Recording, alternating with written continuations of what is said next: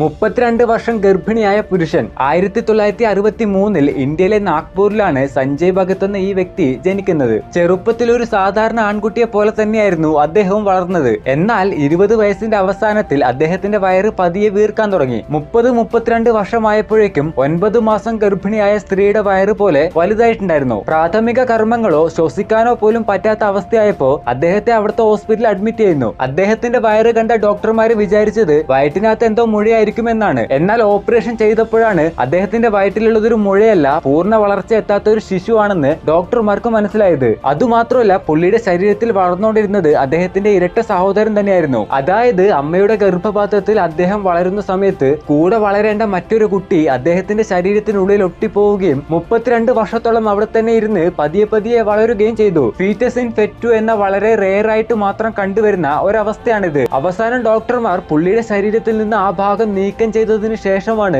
അദ്ദേഹം സാധാരണ നിലയിലെത്തിയത്.